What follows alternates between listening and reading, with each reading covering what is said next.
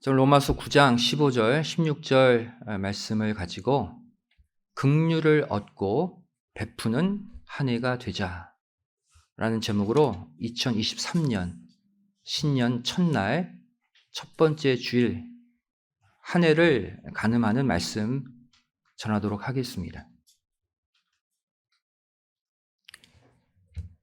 지난 주일 바로 1년 전이죠.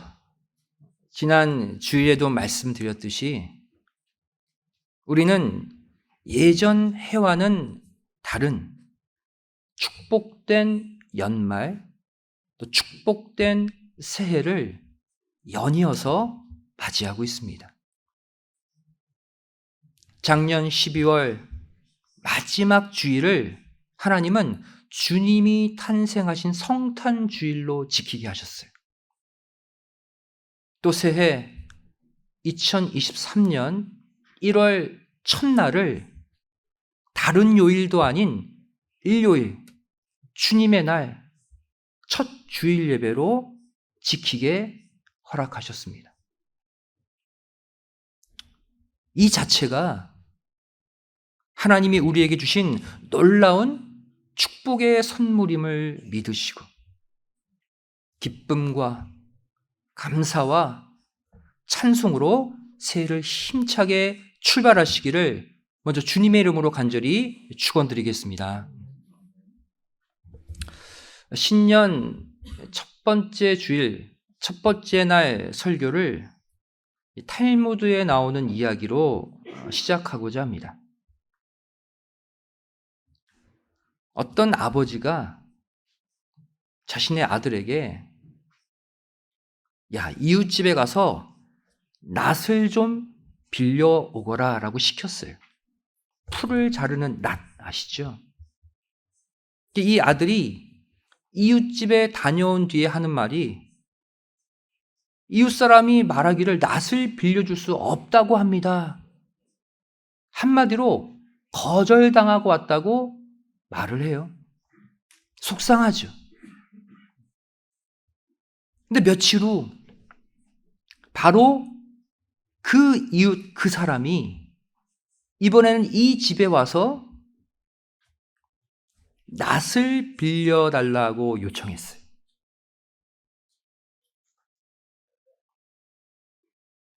아버지는 어떻게 했을까요? 이 아버지는 아들에게 낫을 빌려주거라 라고 말했어요. 이 아들은 화가 나서 아버지에게 따졌죠. 아니, 며칠 전에 바로 저 사람이 우리에게 낫을 빌려주지 않았잖아요. 왜 빌려줍니까? 그때 아버지는 아들에게 다음과 같은 말을 했어요. 세 가지의 경우로 말을 했습니다. 첫 번째, 저 집에서 낫을 빌려주지 않았기 때문에 우리도 빌려줄 수 없다?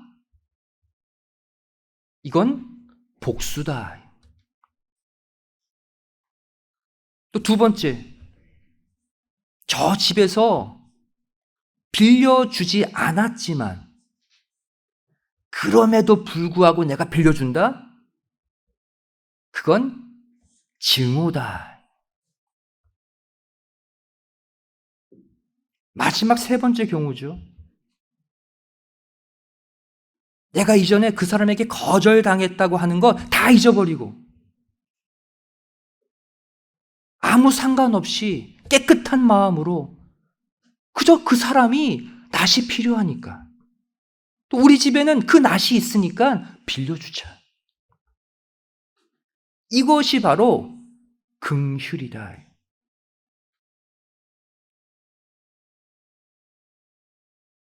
여러분, 우리는 이 땅을 살면서 위와 같은 경우를 수도 없이 맞이하게 됩니다.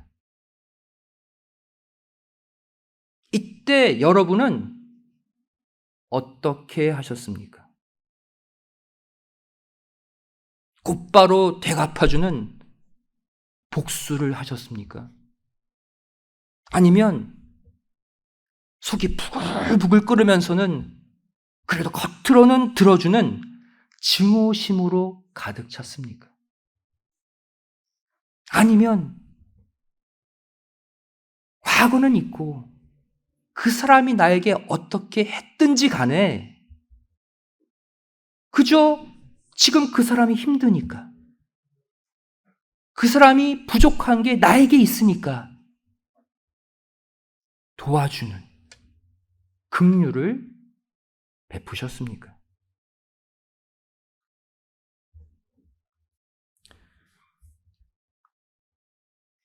여기서 중요한 것은 똑같은 상황에서 하나님이 저와 여러분에게 어떻게 하셨느냐 하는 것입니다. 하나님이 우리에게 뭔가를 부탁하십니다. 그때마다 우리는 바쁘다고, 귀찮다고 외면했죠. 내 기분이 지금은 별로라고, 그 일을 할 마음이 없다고 예배를 등한시하고 맡겨진 사명 게을리한 적 얼마나 많이 있습니까?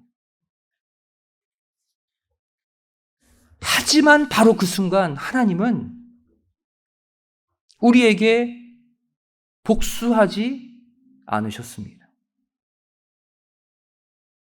하나님은 우리를 증오하시지도 않으셨어요. 하나님은 그래도 예수 믿겠다고, 그래도 하나님 믿겠다고 교회에 나온 그 하나님의 자녀, 나의 자녀이기 때문에 그러한 우리에게 무한한 긍휼을 베풀어 주셨던 시간이 작년 한 해였습니다.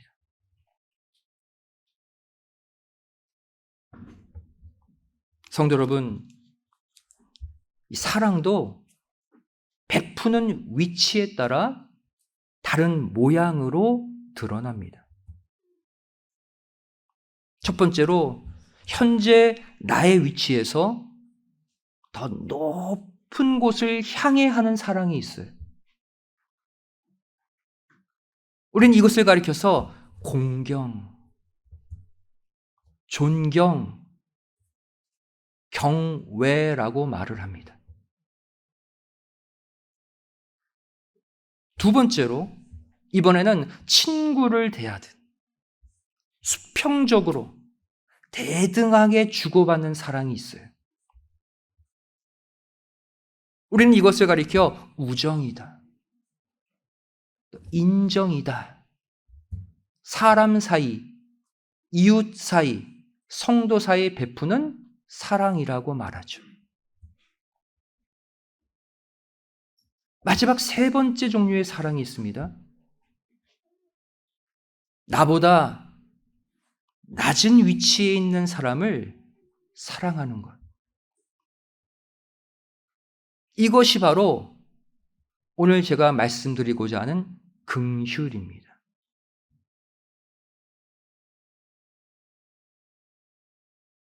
창조주 하나님은 이 땅에서 가장 높으신 분이죠. 그 하나님이 피조물인 미물보다 못한 우리를 향한 그 사랑은 내리사랑. 그래서 우리는 이 사랑을 가리켜 긍휼이라고 말을 하는 거예요. 결국 하나님의 긍휼은 하나님의 인간을 향한 사랑의 근거가 됩니다. 절대 우리는 하나님께 사랑받을 수 없는 존재예요. 날마다 하나님을 배신하고 죄짓고 어둠 가운데 살고, 그럼에도 불구하고 우리를 사랑하시는 근거는 하나님이 우리를 긍휼히 여겨 주시기 때문이에요. 또한 이 긍휼은 우리가 엇나가고 잘못된 길을 감에도 불구하고 우리를 구원하시는 구원의 필수 조건이기도 합니다. 하나님의 긍휼하심 때문에 우리가 구원받을 자격이 없지만 구원을 얻게 되는 거예요. 우리 다 같이 느헤미야 9장 27절, 28절을 찾아서 읽어보도록 하겠습니다. 구약성경 740페이지입니다. 위에 페이지 숫자가 나와 있거든요. 구약 첫 번째 성경의 740페이지 느헤미야 9장 27절, 28절 말씀을 우리가 찾아서 읽도록 하겠습니다. 긍휼이 구원의 필수 조건이다 라는 말씀이에요. 우리 함께 읽겠습니다. 시작. 그러므로 주께서 그 대적의 손에 붙이사 곤고를 당하게 하심에 저희가 환난을 당하여 주께 부르짖을 때에 주께서 하늘에서 들으시고 크게 긍휼을 바라사 구원자들을 주어 대적의 손에서 구원하셨거늘 저희가 평강을 얻은 후에 다시 주 앞에서 악을 행함으로 주께서 그 대적의 손에 버려두사 대적에게 제어를 받게 하시다가 저희가 돌이켜서 주께 부르짖음에 주께서 하늘에서 들으시고 여러 번 긍휼을 바라사 건져내시고 하나님이 우리를 구원하시는 근거가 뭐라는 거예요? 긍휼. 긍휼을 바라사 구원하셨다. 여러 번 긍휼을 바라사 건져내셨다. 또한 에베소서 2장 4절은 하나님을 가리켜서 긍휼에 풍성하신 하나님이라고 소개하고 있어요. 긍휼이 한이 없으신, 우리에게 퍼주고 퍼줘도 계속해서 긍휼이 샘솟듯 하시는 분이 하나님이시다. 저는 올 한 해 이 자리에 참석한 성도들이든 또 어떠한 사정으로 이 자리에 참석하지 못한 성도들이든 단 한 명도 예외 없이 하나님의 긍휼하심을 넘치도록 받으시기를 간절히 소원합니다. 하나님의 긍휼이 끊어지지 않고 우리에게 공급되어지는 한 올 한 해 모든 위험, 모든 역경, 모든 시험에서 우리가 건진받는다는 사실을 반드시 믿으시기 바랍니다. 여러분, 긍휼이라는 단어가 무슨 뜻입니까? 비참한 상태에 있는 자를 불쌍히 여기고 도와준다. 이것이 긍휼이에요. 나보다 못한 위치, 나보다 힘들어하는 사람, 그들에게로 내려가서 불쌍히 여기는 마음으로 도와주는 거예요. 보이지 않는 하나님의 긍휼이 이 땅에 가장 잘 드러난 것이 바로 예수님의 구원 사역입니다. 예수님께서 보이신 긍휼의 극치가 무엇입니까? 우리 죄를 대신 걸머지시고 창조주가 우리 인간의 죄 때문에 백주에 벌거벗고 수치스러운 가운데 십자가에 달려 돌아가신 대속의 죽음이죠. 하지만 예수님은 그 이전부터 당신의 긍휼하심을 계속적으로 우리에게 보여주셨습니다. 예수님의 사역 시작부터 끝까지가 계속적으로 긍휼이었어요. 마태복음 14장 14절 말씀 보시면 예수께서 나오사 큰 무리를 보시고 불쌍히 여기사 그 중에 있는 병인을 고쳐주시니라. 그럼 예수님과 의사가 다른 점이 뭔지 아십니까? 의사는 돈을 받고 병을 고쳐요. 하지만 예수님은 긍휼하심으로 병을 고치시는 분. 불쌍히 여기는 그 마음이 충만해서 병을 고치시는 분이에요. 또한 마태복음 15장 32절 말씀 보시면 예수께서 제자들을 불러 가라사대 내가 무리를 불쌍히 여기노라. 저희가 나와 함께 있은 지 이미 사흘임에 먹을 것이 없도다. 길에서 기진할까 하여 굶겨 보내지 못하겠노라. 이들에게 양식을 기적적으로 베푸시기 전에 먼저 예수님 마음에 충만하게 터져나왔던 마음이 긍휼이에요. 예수님은 모든 사역을 하시기 전에 긍휼의 마음을 먼저 바라셨습니다. 그래서 그 사역이 복음을 전하든 병을 고치든 음식을 주든 수많은 영혼들을 살리는 능력이 된 거예요. 그렇다면 우리는, 여러분은 어떠한 마음으로 교회 일을 하십니까?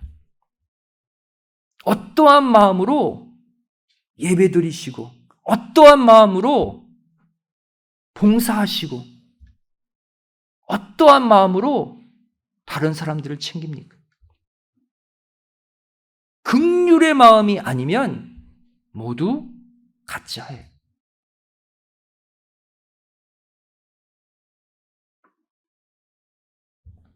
또한 예수님은 돌아온 탕자의 비유를 통해 이번에는 성부 하나님의 긍휼에 관해서도 소개하셨습니다. 야, 나만 긍휼이 많은 게 아니야. 하늘에 계신 아버지도 긍휼 자체야.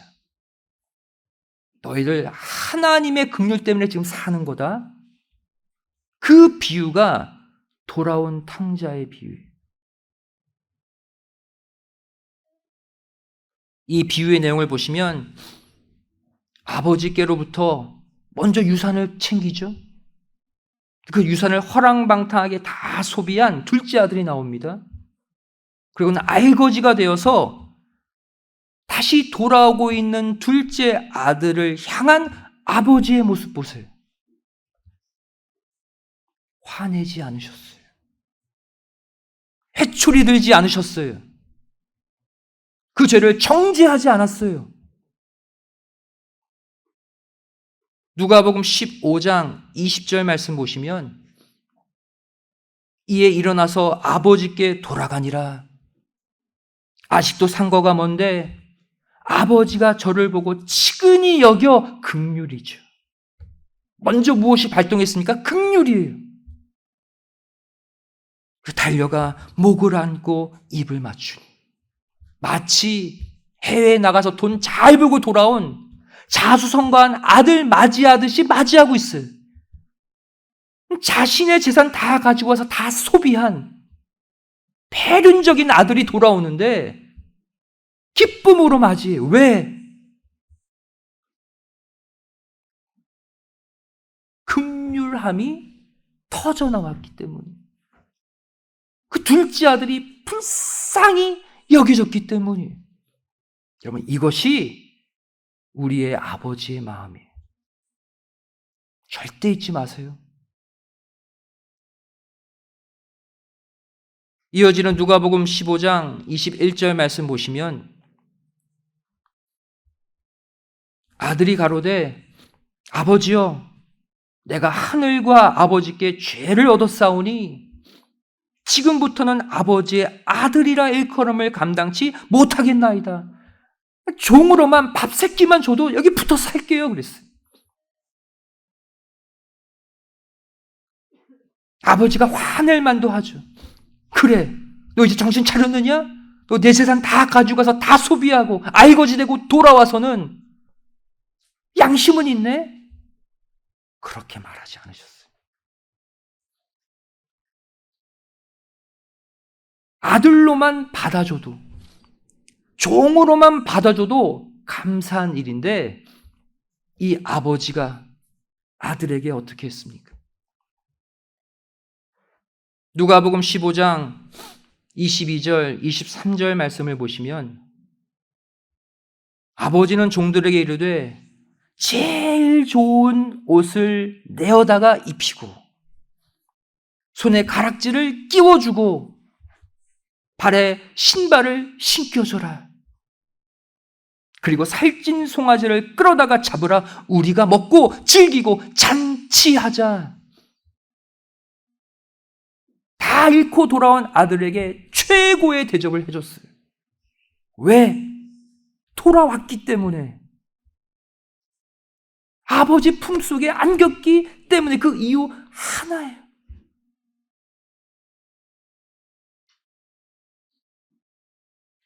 그리고 이렇게 큰 잔치를 베푸신 이유를 이렇게 소개합니다. 누가복음 15장 24절 말씀 보시면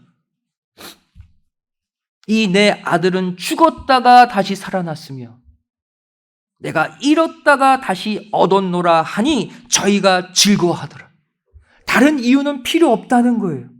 돈을 다 잃고 와도 괜찮고 내 사업에 피해줘도 괜찮고 우리 가정을 무너뜨리게 해도 괜찮다는 거예요. 돌아만 와줘서 고맙다는 거예요.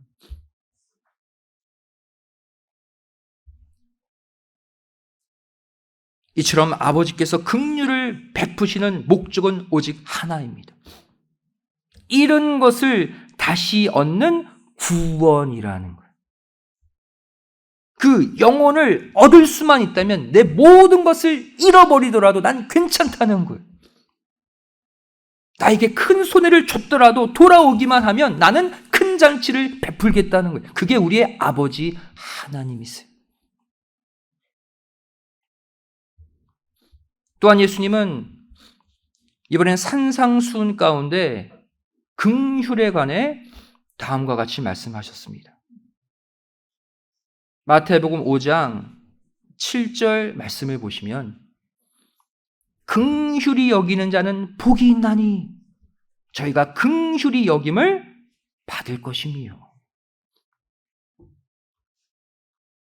내가 하나님 아버지께로부터 긍휼의 복을 받는 조건을 기록하고 있어요. 그 조건이 뭐예요? 내가 남을 긍휼히 여겨야 한다는 거예요. 그것이 없이는 아버지의 긍휼을 받지 못한다는 거예요. 그럼 여기서 우리가 다른 사람을 긍휼히 여기는 방법은 무엇일까요? 바로 아버지께서 나를 긍휼히 여기는 방법 그대로 남을 긍휼히 여겨야 한다고 말씀하고 있어요. 다른 이 땅의 방법이 아니라 하나님 아버지께서 나를 긍휼히 여기시는 그 방식으로 다른 영혼을 긍휼히 여기라. 그 방법이 무엇입니까? 다른 게 아니에요. 아가페의 방법이. 무언가를 바라거나 기대하지 말고 무조건 긍휼을 베푸는 방법이. 세상 사람들은 조건을 가지고 긍휼을 베풉니다. 내가 얻을 것을 계산해서 뭔가를 줘요. 하지만 하나님 아버지는 아니에요. 또 하나님을 믿는 성도도 그러면 안 돼요. 무조건 베푸는 긍휼이.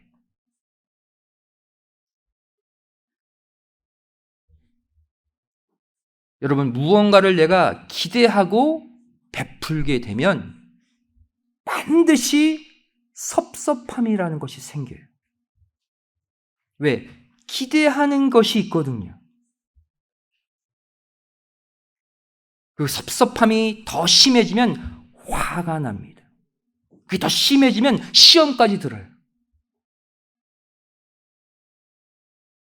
그러면서 내뱉는 공통적인 말이 있죠. 뭡니까? 내가 너에게 어떻게 했는데? 내가 너를 위해 어떻게 했는데? 네가 나를 이렇게 대해? 여러분, 이건 성부 하나님이 우리에게 베푼 긍휼이 아닙니다. 이건 하나님이 중심이 아닌 내가 중심인 신앙생활을 할 때 이런 반응이 나오게 되어 있는 거예요. 이 땅의 긍휼이에요.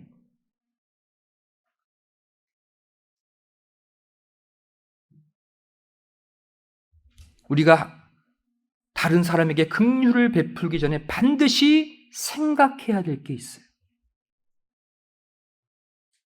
하나님이 나를 어떻게 대하셨고, 하나님이 나를 얼만큼 참으셨고,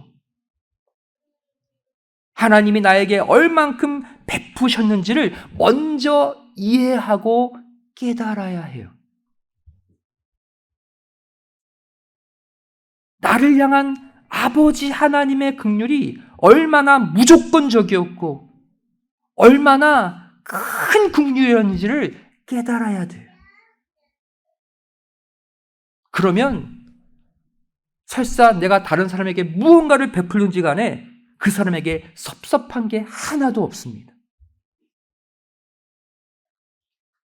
왜? 내가 하나님께 받은 것에 비하면 내가 베풀고 있는 이것은 넓은 백사장의 모래알 하나에 불과하기 때문이에요. 자랑할 게 없다는 거예요. 하나님께 받은 거에 비하면. 그러한 마음을 가질 때 무한한 절대적 긍휼을 베풀 수가 있어요. 그것이 아버지께서 나에게 주신 긍휼이에요.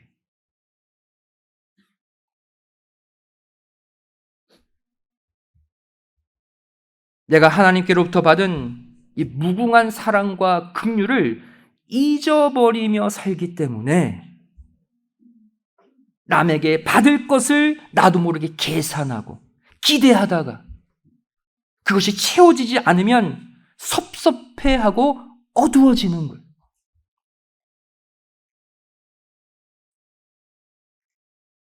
여러분, 우리가 2023년 새해 첫날을 맞이해서 분명히 알아야 될 게 있어요. 하나님이 순간 당신의 긍휼을 걷어가시고 나 너 모른다 라고 말씀하시는 순간 우리는 그날로 끝이라는 거예요. 여러분, 그런 생각 해보셨습니까? 하나님의 긍휼로 우리가 여기까지 살아온 거거든요. 내가 잘려서가 아니거든요. 하나님이 그 긍휼을 걷어가신다면, 그래도 우리는 할 말이 없는 존재라는 것을 알고 올해를 출발하시길 바라요. 그래야 하나님의 긍휼하심 속에 계속해서 살 수 있는 거예요. 사랑하는 성도 여러분, 2023년 올 한 해는 서로가 서로를 불쌍히 여기시기를 바랍니다. 불쌍히 여겨달라. 우리 믿음의 가정 안에서 부모는 자녀를, 자녀는 부모를 긍휼히, 불쌍히 여겨주세요. 야, 내 아들, 내 딸이 얼마나 답답하고 속상하면 저렇게 행동할까? 긍휼의 마음으로 자녀의 모습을 보세요. 내 아빠가, 내 엄마가 지금 얼마나 힘들면 나에게 저렇게 말씀하실까? 긍휼의 마음으로 부모님을 보세요. 어떤 일을 만날 때 화내고 속상해하기 전에 먼저 상대방을 치근하고 긍휼히 여기는 마음을 서로 가지세요. 가정 안에서. 그러면 반드시 그 가정은 다시 밝아지고 화목해질 줄 믿습니다. 우리 교회 직분자들, 교회 리더들은 성도들을 긍휼히 여기세요. 섭섭한 마음보다 이해하려고 하는 마음, 긍휼의 긍휼의 마음을 먼저 가질 때 어느새 그 회원들의 마음이 녹아지고 무슨 일을 계획하든 무슨 일을 하든 성도들은 마음을 같이 해서 그 리더를 따라오게 되어 있는 거예요. 마찬가지로 성도들은 교회 리더들에게 긍휼의 마음을 가지시기 바랍니다. 야, 지금 얼마나 힘들까? 저희를 혼자 도맡아 다 하고 있는데 이러한 이해의 마음, 불쌍히 여기는 마음을 서로가 갖게 될 때 우리 교회는 반드시 더 따뜻해지고 큰 부흥의 역사가 일어날 줄로 믿습니다. 어떻게 이런 아름다운 결과를 얻게 될 수 있을까요? 우리 서로가 이러한 긍휼의 마음을 갖는 순간 하늘에 계신 아버지께서 우리 모두를 불쌍히 여겨주시고 긍휼을 베풀어 주시기 때문에 잘 되는 거예요. 내가 긍휼을 베풀어서가 아니라 그러한 나를 보고 하나님이 감동을 받으셔서 우리의 막힌 길을 열어주시기 때문이라는 거예요. 올 한 해 수많은 인생들의 계획, 또 우리 신앙의 계획, 또 수많은 교회의 계획들이 있지만 그 전에 최우선적으로 해야 할 일이 있습니다. 바로 하나님께로부터 긍휼을 얻는 일, 그리고 그 긍휼을 남에게 조건 없이 베푸는 일이에요. 이 긍휼하심의 은혜로 올 한 해 모든 막혔던 담들이 무너지고 소망의 대로가 활짝 열려지시기를 주님의 이름으로 간절히 축원드리겠습니다. 기도하시겠습니다. 고맙고 감사하신 살아계신 아버지 하나님, 저희를 어저께까지 2022년 한 해를 살면서 아버지 하나님의 무한한 긍휼하심으로 우리를 불쌍히 여겨주심으로 한 해를 무사히 건너왔음을 고백합니다. 이제 2023년 새해 첫날을 맞이했습니다. 아버지 하나님, 올 한 해도 우리가 부족하지만 늘 하나님 마음에 미치지 못하지만 하나님 보실 때 늘 답답한 모습들이지만 올해도 우리에게 무한한 긍휼을 베풀어 주시어서 아버지 하나님의 은혜로 험난한 이 한 해를 살아가게 하여 주시옵소서. 아버지 하나님, 아버지께 받은 긍휼을 베풀기를 소원합니다. 계산하지 않고 내 감정에 치우치지 않고 내가 받은 무한한 긍휼만 생각하며 다른 영혼들, 나보다 힘들어하고 지치고 낙심해 있는 영혼들을 찾아가 긍휼함으로 그들을 세워주는 은혜의 한 해를 살게 하여 주시옵소서. 우리 가정을 붙들어 주시고 아버지 하나님의 긍휼의 은혜로 교회와 가정이 밝아지고 소망이 넘치는 한 해가 되게 하여 주시옵소서. 간절히 하나님의 긍휼을 소망하며 사랑 많으신 예수님의 이름으로 간절히 기도드리옵나이다. 아멘. 하나님께 박수 드리겠습니다.